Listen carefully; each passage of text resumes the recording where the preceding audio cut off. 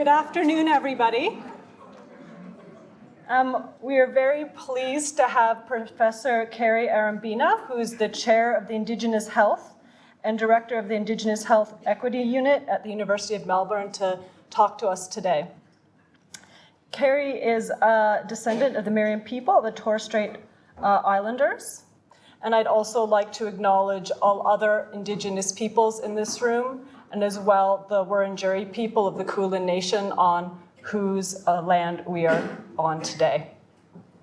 And I'd especially like to thank them for taking care of this wonderful land that is so diverse and as diverse as the people in it. So Kerry has a degree in social work, and she has a doctorate in human ecology from ANU.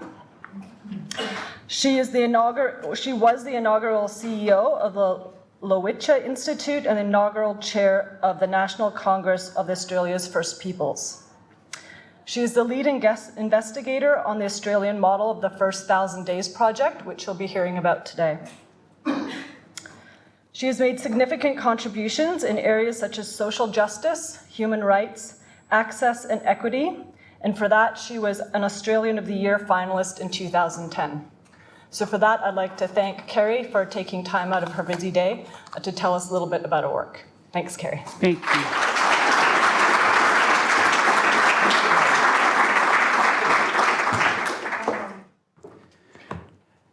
Thank you so much, everyone, for making time out of your very busy schedules to come along and hear what it is that we've been working on for the last couple of years, and in partnership with WEHI. Before I do start, I too would like to acknowledge the traditional owners on the land on which we meet, the Wurundjeri peoples of the Kulin Nation, and pay my respects to their elders past and present. It's also fantastic for me to be in the company of some of the emerging leaders from within this traditional owner group, and also just seeing some extraordinary young people really starting to make their way in having big discussions around the future of Aboriginal and Torres Strait Islander peoples here in this state and around the country, particularly on issues of treaty and constitutional reform and about equity and opportunity. I'd also like to acknowledge WEHI, your board and your executive leaders, for not only engaging with local peoples from this part of the world, but also for taking the time to invest in the development of reconciliation action plans, and for being very supportive and generous and kind colleagues of ours in starting to formulate some of the ideas and the strategies that are particularly behind the scientific component of the First 1,000 Days movement. It has got enormous implications for the ways in which Indigenous peoples focus our attention and effort in this part of the world. And we've also got some incredible links that are starting to happen across Indonesia and Norway. And so in terms of this, we really see this as a beginning part of a First Peoples, First 1,000 Days movement. And we're really having the genesis of it happen here on Wurundjeri people's country. And to do this work under the auspice of a logo that has been designed with this part of the world in mind, I'm very pleased and proud to join our intellectual traditions together through the governance arrangements of this extraordinary movement, and then to work with learned colleagues such as people from your own organisations and others around this Parkville precinct. And I'm very, very proud of who we are and what we can do when we work together on something that is absolutely conceived of and led by Indigenous peoples, and your kind of way in which you've been able to bring your expertise and experiences to bear in that framework has been enormously exciting and very powerful for all of us. So whilst it's not perfect, we're all still learning, and I'm a credible visionary, and we need people like Lou and like Len here to be the conscientious completers behind these big ideas. So we're very, very pleased and proud of the efforts that's gone in. And also, I'd like to acknowledge my other Aboriginal and Torres Strait Islander brothers and sisters who work here, who have started their careers here, and who I believe are set for making incredible leadership contributions through this institution, and because of this work, are going to be international leaders. So I'm just going to give a little bit of an overview about the global to the local, about how we're engaging with culture as the protective factor. I'm going to talk a little bit about the first 1,000 days model and the implementation of this model. I then want to talk a little bit about the work that we are doing internationally and where those collegial activities intersect with work here in Australia and what the benefits of that will be. And then also to talk a little bit about the role of the Indigenous Health Equity Unit through the University of Melbourne, which has been the genesis point for this effort. So many of us know that the first 1,000 days is the period of time from conception through to age 2. Internationally, it has significant contributions to make to the United Nations declarations on the rights of Indigenous peoples, but also through the United Nations Sustainability Development Goals. And the reasons why it has been pinged against these two really important frameworks is because the focus internationally has been on about supporting maternal and infant nutrition, because malnutrition is well recognised as causing irreversible damage to children in a developmental context, and for us in Australia, it's had an enormous impact on children's abilities to thrive and contribute towards doing a good transition into the first year of primary school. And that's where I started to really see these developmental impacts in our families. What we've done, though, when we first heard about the first 1,000 days movement in 2013, was think about the fact that we're not only being impacted on by nutritional outcomes, but we've got a broad intersection of issues that also impact on the health and well-being of our families. And so we needed to take a much broader look at what this looks like in an Australian context. We know that every mother and father have a story about the beginning of their child's life. Some of it joyful, some of it heartbreaking, but all of it incredibly important. And so what we realise is that the first 1,000 days is a period of enormous potential, but also of vulnerability. For our families, we know that there are many of us who can't access early interventions. They're not always accessible, particularly for those who are experiencing vulnerability. And some of our children are subject to poor health and cognitive development. And we just compare those to children who are born in empowered and resilient families. And that this has some real implications both locally, individually, within families and communities, and of course has a big impact on our society. We absolutely believe in and value our children, and the only thing more precious to us than our children is our country. But there are children who are being born now, who are born in circumstances where they actually need our protection and our advocacy and our support. And the reason why I say this is because there is the largest number of Aboriginal and Torres Strait Islander children who are being cared for in out-of-home contexts. They're being looked after in out-of-home arrangements, in institutions, in families not of their origin or who they're connected to, or who even have cultural cognizance of what it means to be an Aboriginal or Torres Strait Islander person in 2016.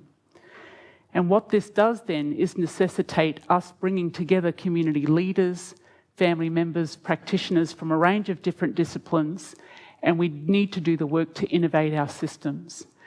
And the reason why that's critical is because if we just continue the way that we are, and if we don't challenge the status quo, then our normal will guarantee that by Christmas time this year, there will be more children in care than in any other time in the history of our belonging here to this continent. And that has really serious implications for who we are as peoples, how we transmit cultural knowledge, about how we belong, who we know are members of our community, and the kind of contributions that we can make not only to the Australian nation-building exercise, but the building exercise that's necessarily happening within our 300 nations on the face of this continent. And so what we've done is join together Aboriginal and Torres Strait Islander people. Because of the urgency of this issue, we believe that we need to be the leaders and the architects of the road ahead. And we're also really interested in those who value and believe in freedom. And for us, it's the freedom from inequity. For us, it's the freedom to have and belong to our own families. And for us, it's about being able to say that culture is the only protective factor that we require. We have a view that we're not born into a society, that we are born into ecosystems, and that for some of us, participating in modernity actually requires us to participate in biocide. And when you consider the fact that we're in the largest 6th mass extinction, and that the erosion of that diversity is occurring as we speak, and if we have custodial responsibilities and stewardship responsibilities for country, that it's very difficult for us to participate in modernity well. We understand that we're carried in the womb of our mothers and born into the womb of our fathers, which is our land. The other thing that's really important in terms of this culture and the protective factors within families is that we've got a lot of Aboriginal and Torres Strait Islander peoples who are now moving into professional roles. And what we understand about ourselves is often described in peer-reviewed articles. And the first sentence of every article often starts with a sentence which says that we are disadvantaged, that we're going to die before everyone else will in an Australian context, that we suffer marginalisation, and that we have problems that are so big and complex that we can't possibly solve them by ourselves. And in that regard, what I end up doing is saying to every other Aboriginal and Torres Strait Islander person, all other Indigenous peoples who are here with us in this room today, that I want you to know, and everyone really, that we are precious, we are extraordinary and powerful and smart and capable beyond words. Because of this, then, our families need to formulate the ways in which health equity is achieved, not services, not multinational companies. If we're to achieve health equity by 2030, what we need to do is start framing our adolescents now as the equity implementers for that period of time. And our services all need to come around and support them achieve that equity. So all of my work, understanding that culture is our protective factor, I don't do any of this by myself. I'm absolutely guided by these extraordinary set of individuals. We have Andrew Jacomos, who is the only Aboriginal Children's Commissioner in Australia, Philip Mills, who is an Islander elder and who is my mentor, Lisa Thorpe, who is a woman from this part of the world who runs Bob Up Willem, Dorsina Fergie, another Islander elder, who has just completed her PhD in postnatal depression, Auntie Diane Kerr, who you are very well familiar with here at WEHI. She's been part of the RAP negotiations. Deb Mallett, standing next to me at the back. Rose Gilby, who was born on a hospital. She was born on a veranda in a hospital. She wasn't actually allowed in the hospital to be born. That's what I'm trying to say. And when her mother told the nurse that she wanted to call her daughter Rose, she said, "You can't name your daughter after that. That's a beautiful flower. Your daughter's an Aboriginal." These sorts of things happen in our lifetime. And so, in response to that, Rose Gilby, who very proudly names herself after that Rose, became a nurse and has been an extraordinary contributor through a whole range of efforts and is now based up in Mildura, which is close to her country. Sam Jeffries, who's the man up the back there, helped me set up the National Congress of Australia's First Peoples, but he's been the chairperson of Moody Parky for a very long time, and Jerry Moore, who is the CEO of Snake. And these range of people combined provide us with the stewardship and will in fact guide the scientific committee in the work that we do and how we need to do our work. And what they've done is given us a cultural code that we're going to be embedding in each and every one of our pieces of work that we're doing in communities. And what they did was set a precedent for us when we think about this period of time from conception through to age 2. What they did was consider what needs to happen prior to children being conceived. and what it is that children can rightfully expect from their parents before they're conceived. And so we've been given 10 guiding principles for this effort in Australia. The first is that every child can rightfully expect to be born into families who choose to become parents at a time when they are resourced and supported to provide optimum care for the child who will be born to them. Imagine a 15-year-old girl who's standing before you. She's not doing heroin anymore, but she is smoking tobacco, and she's having a baby because she is completely enthralled by all the perverse incentives written into policy initiatives. And you're having a conversation with her about why she's being a mum at this age. And she says to you, well, if I can have this baby, then what I'm going to do is support my mum who's going to come off family allowance supplement. I can give this baby to her to raise. It means that I can get a 2-bedroom unit instead of a 1-bedroom bedsit. My boyfriend's car's out the front yard, it's blown its head. If I have this baby, then we can get enough money together so that we can fix up his car. There's not a buoyant market economy in this rural area during the middle of the drought. All the people have moved on, and none of her peers were going on to year 11. She was stuck in year 10, and that was enough of an education for her. So if you can imagine her and just hold her in your mind when we're talking through these sorts of issues. Every child can rightfully expect to be born into families who seek appropriate preventative and early intervention medical and cultural supports prior to, during and after the first 1,000 days.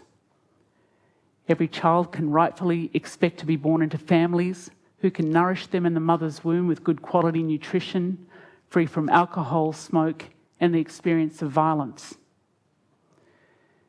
Every single Aboriginal and Torres Strait Islander child has a right to expect to be born into families who have loving expectations of them, are hopeful about their future, and help them to achieve their life aspirations in powerful and tender ways.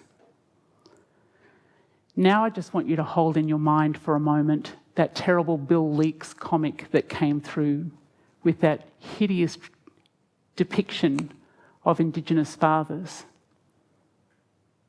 I don't know if all of you have seen it, but what it did was portray in a very derogatory way about how men have a nurturing capacity and a responsibility for our kids. And if you can hold men in your mind who are caring and who are nurturing and who get told that they're not made invisible, this. Every child can rightfully expect to be born into families who participate in their education from birth to ensure that personal aspirations are nurtured and aligned with our people's cultural values, responsibilities and entrepreneurial spirit. Families need to be able to provide appropriately stimulating environments, age-appropriate games and the ability to grow with siblings and family members who themselves are capable of experienced and knowledgeable caring and parenting. Would we have overrepresentation in child protection and notification systems if every child was born into families who know who they are, where they come from, who they are connected to, who loves them, who advocates for them, who listens to them, and who is responsible for them culturally, morally, physically, spiritually, and emotionally? Are our own children, before they're conceived, were they able to be born into families who are part of a healthy, vibrant society, shaped by strong kinship relationships and a resilient culture, in which all members thrive, flourish and enjoy the same opportunities as other Australians without being made the same? Can every single child rightfully expect in Australia today to be born into families who've healed and broken free from transgenerational trauma and who are able to transform harmful experiences into a positive future for their children and grandchildren? And finally, every single child can rightfully expect to be born into families who have the capacity to celebrate their children and offer them ceremonies, rituals, language, songs, stories, and environments that strengthen their resilience, encourage their growth, and support their choice of identity. So those wonderful elders, including Aunty Di Kerr, gave me those to embed in each and every piece of work that we do through the first 1,000 Days movement. And this is particularly critical because the impetus for the first 1,000 days for me came from a range of different experiences, and I'm just going to quickly run through them now. But I used to be the chair of the National Aboriginal and Torres Strait Islander Dementia Action Group. And what we did was start to do cognitive assessments of elders in communities across Kimberley and La Perouse in New South Wales, where we found that 1 in 5 45-year-olds were experiencing the early onset of dementias. And like all ignorant people, I actually thought it was alcohol related.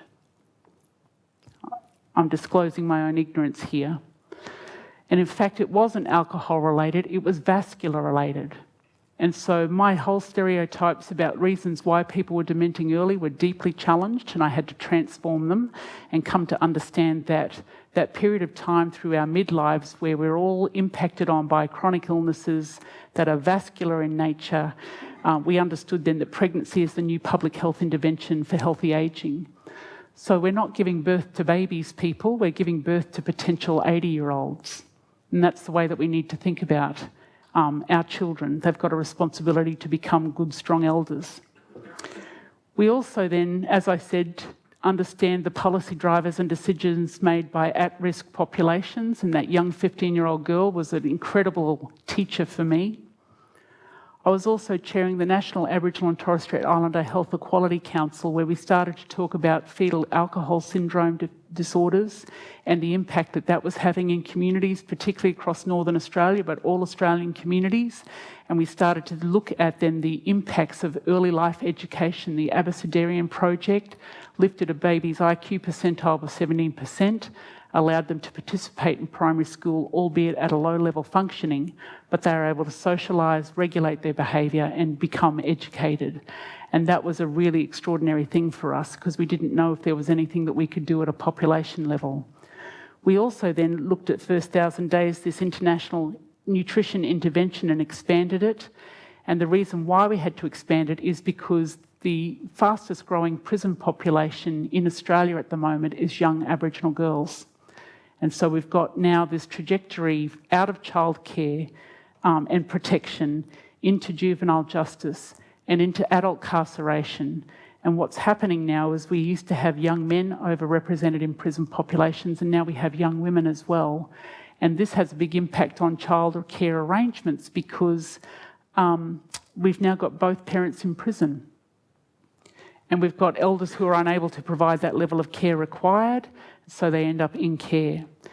And then the other thing, of course, is the invisibility of Aboriginal and Torres Strait Islander men and fathers in policy, in interventions and in science. The other thing was that in 2004, the Abbott government set the target to try and get kids to school with the use of truancy officers, so punishing children into education. That's always worked. What about children who can't actually participate in school because of those developmental vulnerabilities? And what happens in classrooms when you've got 30 kids in there and you've got 3 who are mucking up big time because they've got those developmental vulnerabilities that are playing themselves out in primary school, all your attention goes to those who are naughty and not to those who are in our elite. And so what we needed to do was really change the agenda from one of school preparation to one that addresses those developmental vulnerabilities early so that we can get our kids to school and better prepared for school. The other thing that we needed to think about was, as I said, understanding adolescents as implementers of equity gain. It's the 15-year-olds now who are going to become parents in the next 5 to 10 years who will have the responsibility for achieving health equity by 2030. We've got a whole range of issues in which chronic stress is overrepresented, and how that's manifest, I think, is twofold. One, through family violence, and the other then is about being thrust into parenthood without the knowledge or experiences or support. And what we need then is new approaches in health, in sexual and reproductive health, in having negotiations about what empowerment is, about how to have right relationships that aren't impacted on by violence. And we need to have this nested approach to social and emotional well-being by drawing all the different sectors together. So we do need whole of government and whole of community responses. And we know that Michael Marmot has had a big impact on Australia in terms of considering social equity. When he was asked the questions about how we can address the social standing of Aboriginal and Torres Strait Islander peoples in Australia, he talked about needing an approach that takes in the whole of life, starting with women of childbearing age. And we've changed this up just a little bit to think about the fact it's not just the job of Aboriginal and Torres Strait Islander peoples, but it is a job for all Australians. We need the same opportunities without being made the same. And we don't take an individual response. What we need to do is actually really strengthen culture, and we need to be able to start with women of childbearing age, their partners, extended families, and their communities, and then bring everyone around together in that same way. So after these ideas kind of led to another, and we had our eureka moment, what we ended up doing then was holding 4 symposiums over the course of 2015. We started with a scientific forum looking at bringing together early life specialists with adolescent health representatives and gerontologists, and we had conversations together about how this first 1,000 days impacts on people's lives across the life course. The second one brought together all of the early life researchers around Australia doing longitudinal studies. It was pretty hard to get people to talk collaboratively. People are very competitive in that space and weren't really open to sharing ideas, but we did get a bit of a representation, a snapshot about what's happening and where we could actually have the same kind of questions so that we've got the ability to compare and contrast what is happening across Australia. And what we realised then were how few are actually doing longitudinal studies that also include the collection of biological samples. We then held a community governance symposium that I think I cried about 14 times all the way through, but it was this extraordinary expression of culture as protective factors and the sorts of initiatives that people were doing in really resource-constrained environments and often with no funding certainty, but just utilising community people to improve ourselves. And these ideas were just very simple, but welcoming babies to country where elders would get together during NAIDOC week, and all the babies that had been born the year prior, all babies from that area, including Aboriginal and Torres Strait Islander kids and all other kids, including from refugee communities and the like, were brought up on stage, given a name, painted, and acknowledged by the elders, smoking ceremonies and the like. And in terms of a reconciliatory practice, that was quite an extraordinary thing. The final one was policy and implementers, and I'm very pleased to say now that the first 1,000 days is really deeply embedded in a whole range of different policy structures around the country. We also have now got 4 really key areas of focus through this work.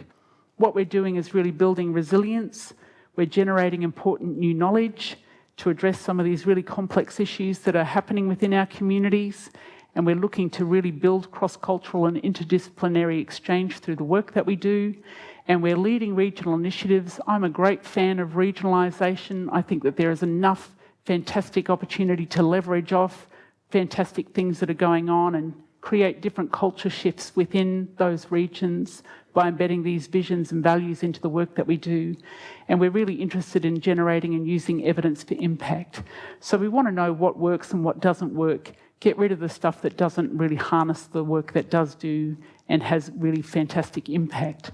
And to that effort, what we're doing now is a whole lot of baseline work with households in Victoria, and I'll get to talk to you a little bit more about that later on. But we've got 3 different goals. It started off just being able to support families, and then we actually thought about how we could use this period of time to radically disrupt and transform this whole Aboriginal industry that is worth billions of dollars, that actually focus on and coalesce around Aboriginal families and intervene without actually considering what people want to change and transform into. We always work off the deficit in this space. We never actually address the aspirations that people might have. And then the third is to create a national and international movement of first 1,000 days led initiatives by Indigenous peoples for Indigenous peoples, which is actually part of our nations building strategies. So what we've done is taken a multi-generational approach, and here is problem number 1. There are so few preconception, multi-generational, family-initiated, voluntary Indigenous specific longitudinal pieces of work that are being done anywhere in Australia or the world really, and so this is where we're starting at. So methodologically, it's problematic because all of those values that I talked about from our leaders need to be embedded into the programs that are going to happen during that first 1,000 days, and then our work is to actually measure the impact of that over time, just to really see what happens during that transition into primary school. And so these are the nurturing care packages, and people in families can choose what elements of a package they want and when they want it delivered. And so in terms of that work, all of those values are embedded into these, and families get a chance to choose. And the package and the way it's arranged within that family and the impact of that is what we're going to be looking at over time. So we've got governance arrangements, including memorandums of understanding. We've got a staged capacity building response to articulating how this will play out in different regions, and we're actually really fostering family governance first, data generation, and then local and regional governance, and we're having some really good impacts on what that looks like through the work we're doing across a couple of different sites that we speak. So this is what we're doing, is working towards becoming alliance sites. So we've got a whole lot of organisational advocates that are starting to come online, particularly through 2017. And in that regard, then we need to be able to identify community capacity and assets within the communities. We've also got opportunities to understand what kind of entrepreneurial or family-based business aspirations people have and bring in business councils to support that work going on. We need to ensure that all organisations who are involved have reconciliation action plans and have Aboriginal and Torres Strait Islander peoples as part of their workforce. And we need to be able to then build up to championship status, which means that you've committed to these family-centred approaches and you've got some skills and capacity to meet people's aspirations rather than deal with a deficit need. And we've also then starting to really build a first 1,000 days workforce. We're then at the alliance sites, what we're doing then is really collaborating on the analysis of evidence that'll be generated through the pieces of work that we're doing, and then we'll be able to recruit into the longitudinal pilot studies. So in terms of this work, what we're doing is absolutely about identifying, developing and implementing strategies that focus on health and wellbeing. And because of the period of time that we're focusing on, it will be led through primary healthcare agencies, but will necessarily then bring a whole lot of early life approaches together. And instead of having a case management approach, we're actually eliciting life mentors and life coaches, because I'm not a case that needs to be managed, and neither are any of you. But when you're having a moment where you've at an intersection or you're having a hard time, you actually can go to a mentor or someone who's got a responsibility to help you make the decision yourself about where you need to be. The other piece of work then is absolutely around multi-generational families. Now, we're not only recruiting in babies before they're conceived, so 2 years out, but their parents, and then each of the sets of parents. So in the recruitment process, we've got a whole triangulation of people that sit behind the babies who are being identified through this piece of work. It's not small, and it is incredibly complex, but people putting their hand up, not so much here in Victoria yet, but up in Queensland, is just astonishing. We're also really focusing then on early life services and around working within family environments and understanding the stresses that occur for young people who are making that big transition through to parenthood, often at times when they're not resourced to be able to do so.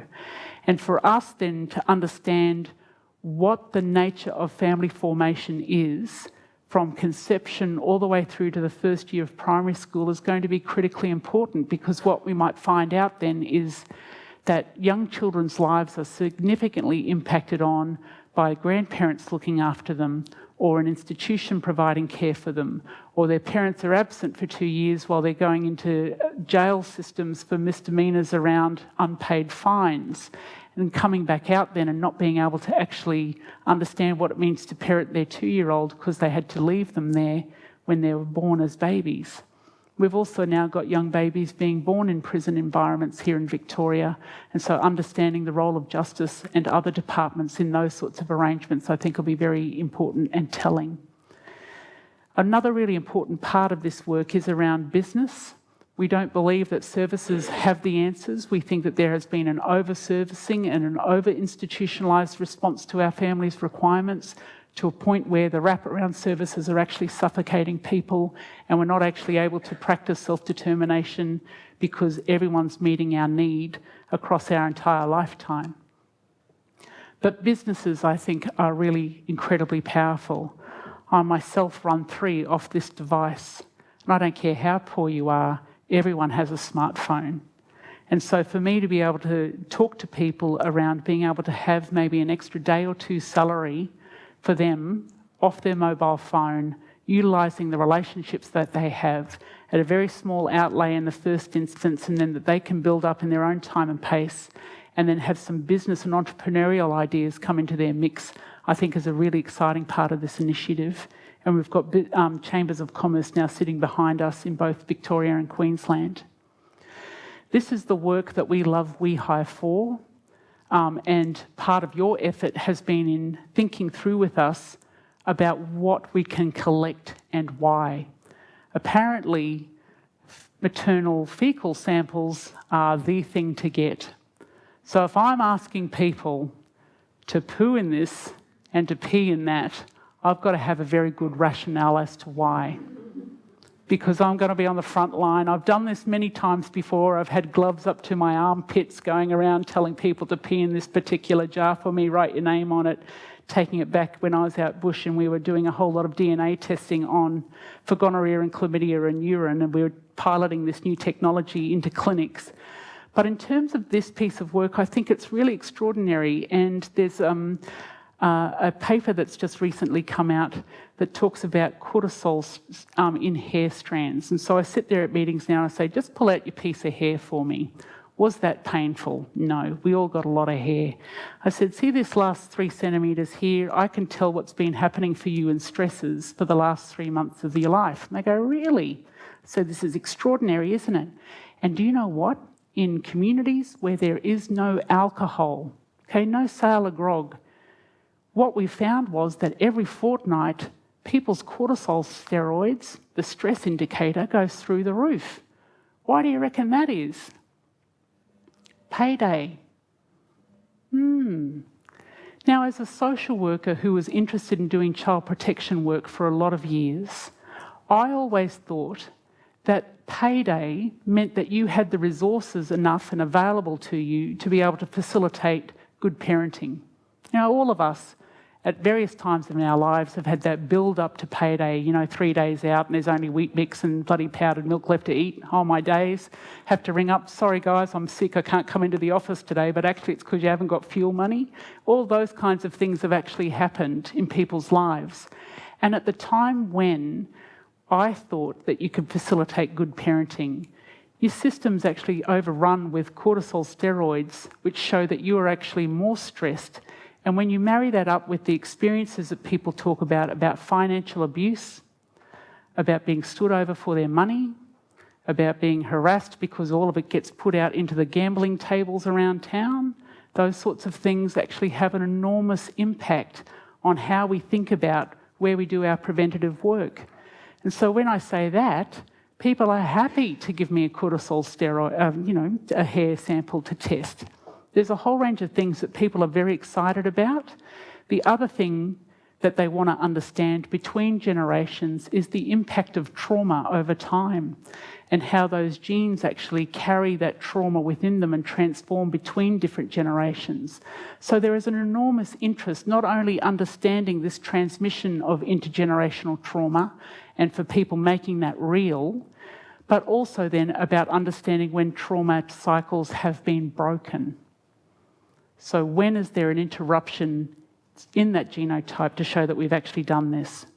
And so there's a whole lot of things that people are very excited about, both within the communities that we're talking to, but also within our own communities.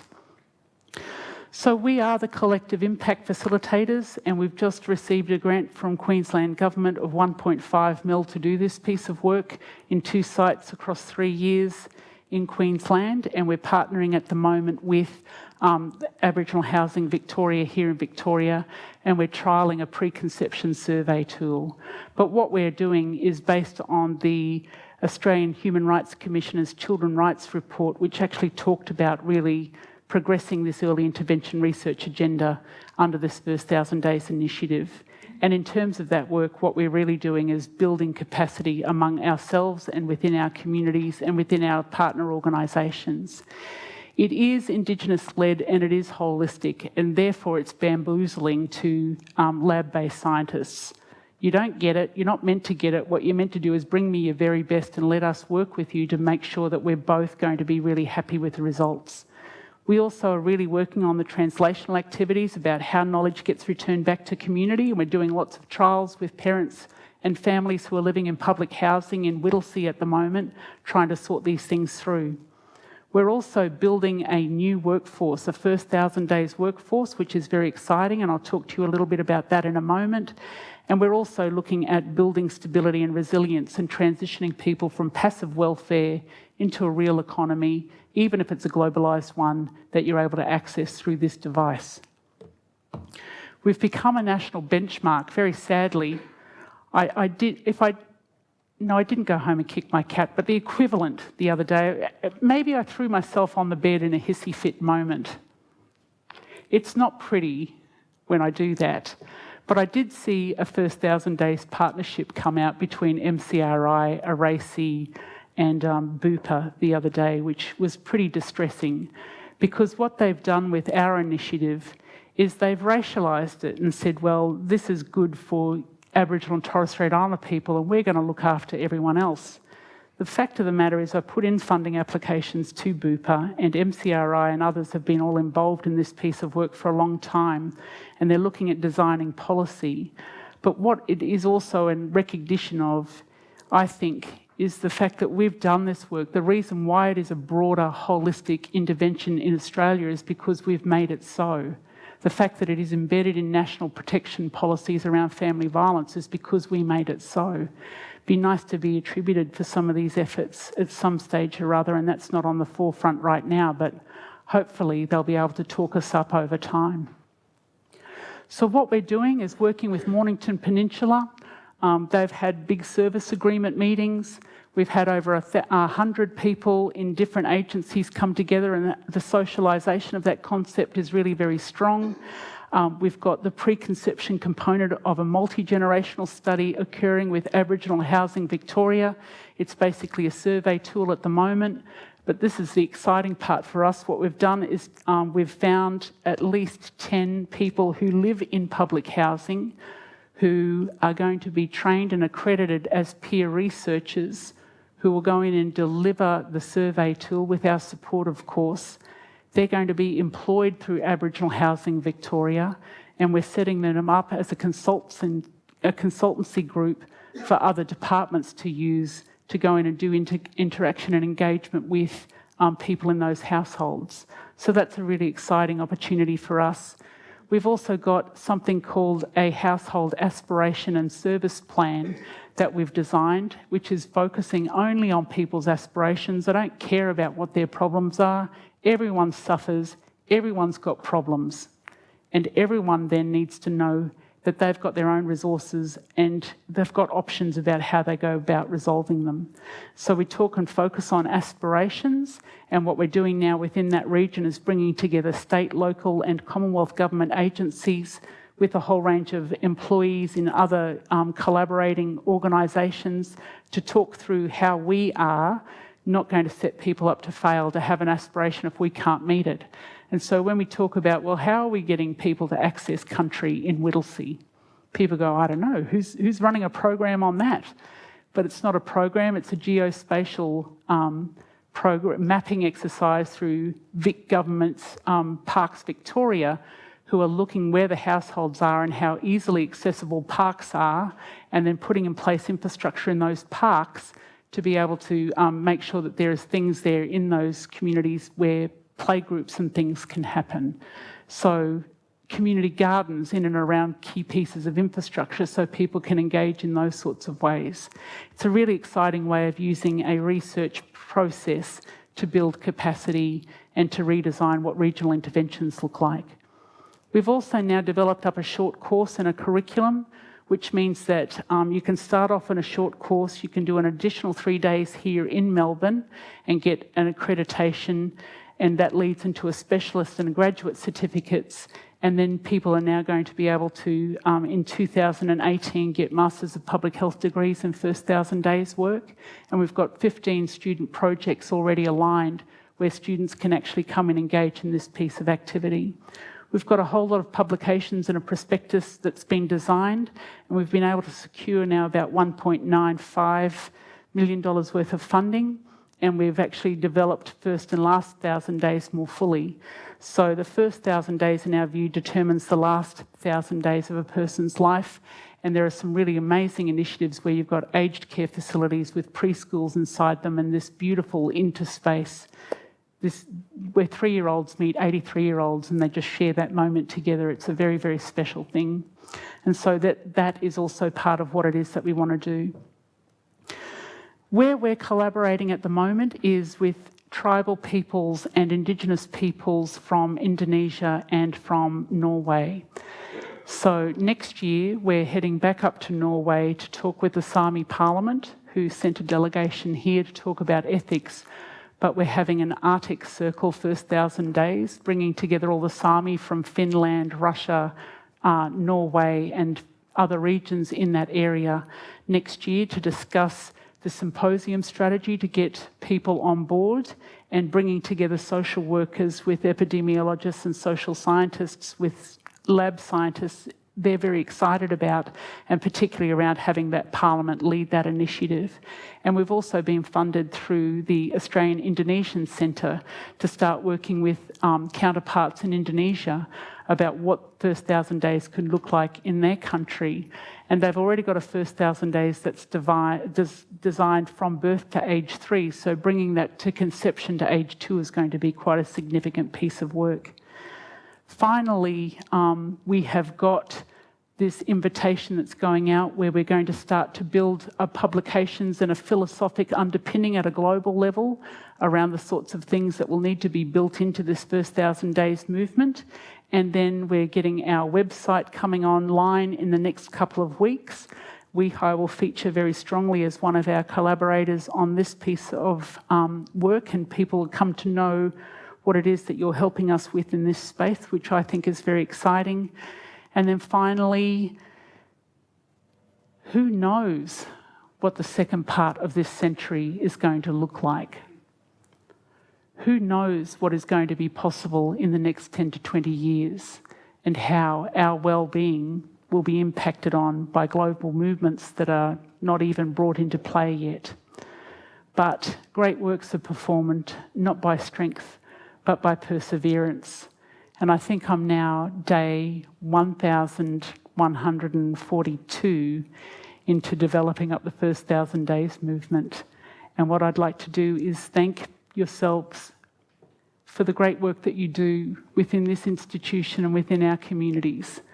And I want to acknowledge all of you for the great work that you do about being our fellow Australians, and for having the leadership of taking on a reconciliation action plan, and to the committee members here who've actually made that possible, and for also just joining along with us through thick and thin in what is going to be a really interesting journey about transformation, experienced not only at a regional level within organisations, but within our families, and for future generations yet to be born. So I'll finish up there and say thank you so much for your time again today, and keep doing great work. Thank you.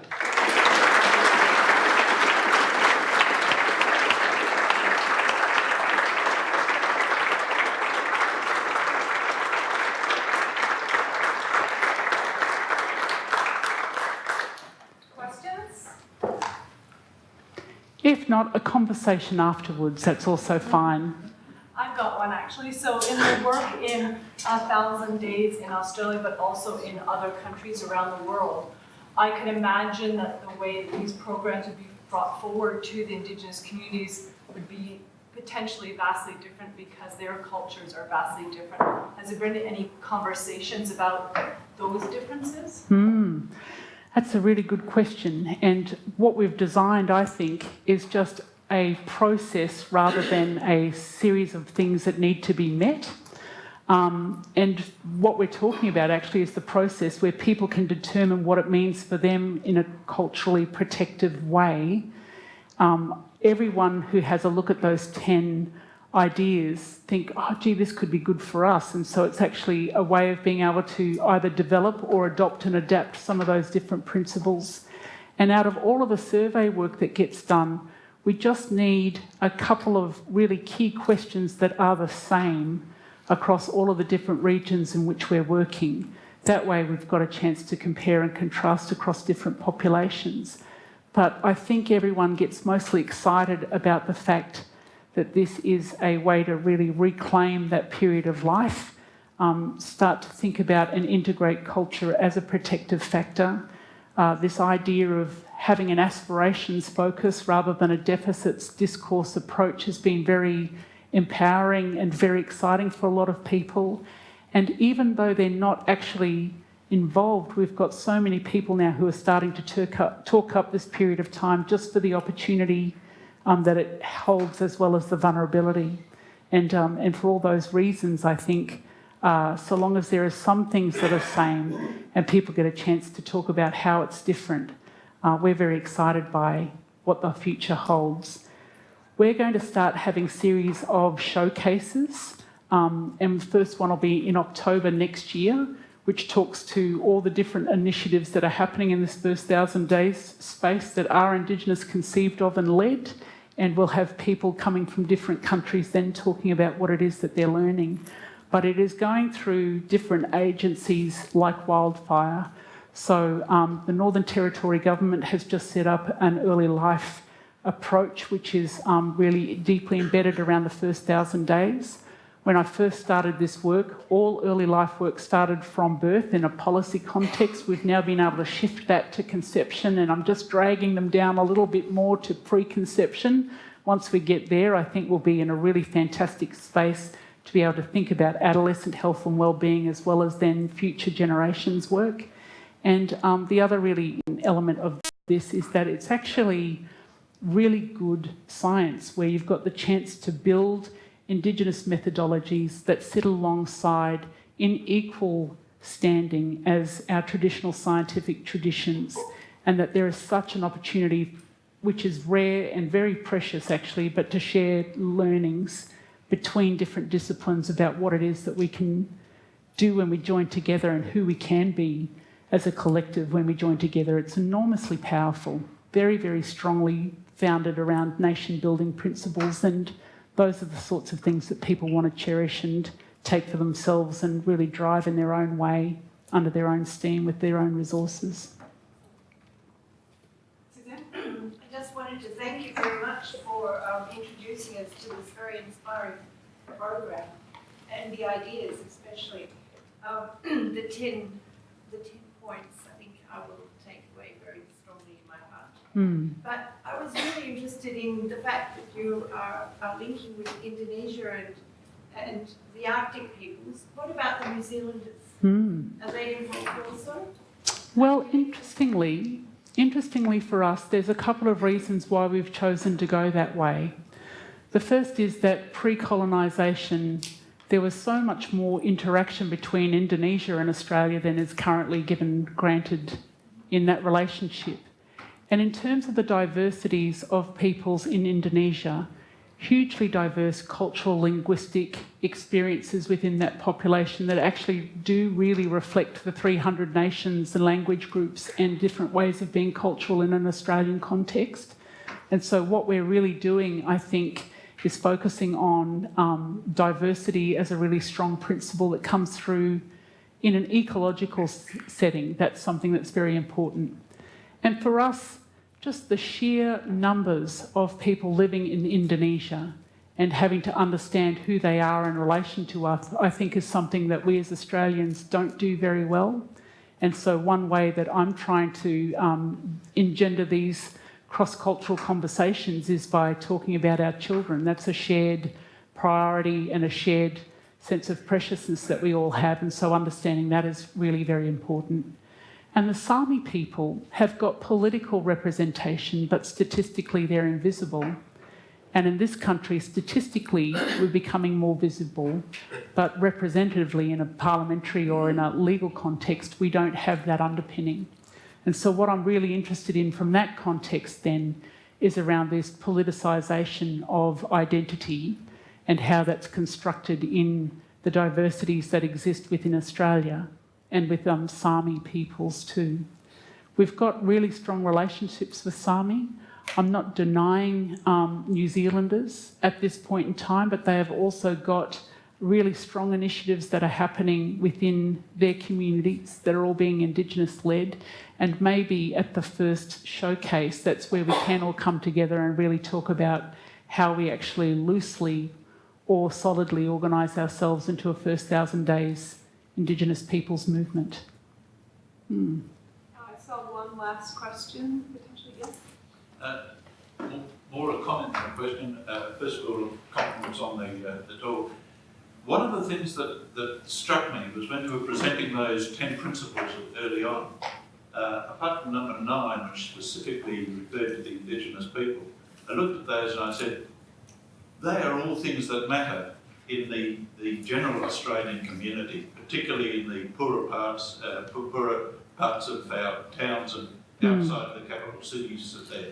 And it seems to me that, in fact, what could well come out of where you're going is national leadership for the total Australian population. I sort of feel that should be a point made very strongly. You hinted at it in your talk, but I think it's a very valuable national contribution beyond the Indigenous people. Thank you so much for that comment. I really value that. I really do. And I think that what we do have is the capacity to be a benchmark for all families in Australia, and particularly those who are experiencing vulnerability and who might be experiencing disadvantage.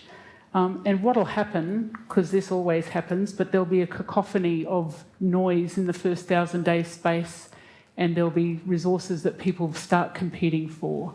And it will be little projects around, let's build a resource that will help build better parenting, rather than thinking about how we can truly reform a regional response to families who have need.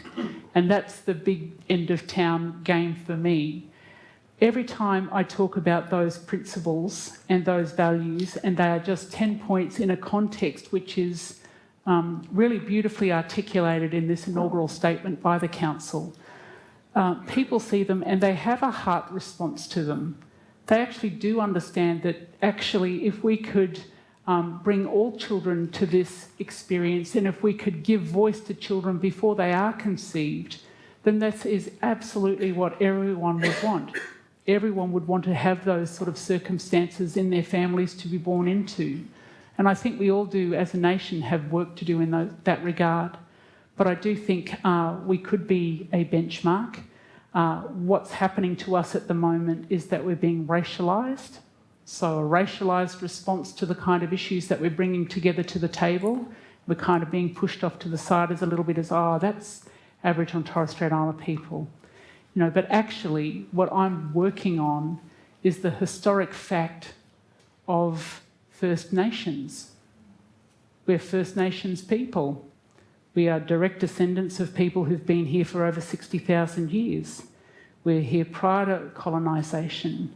The first institution that was set up in this modern Australian society was, in fact, a penal colony.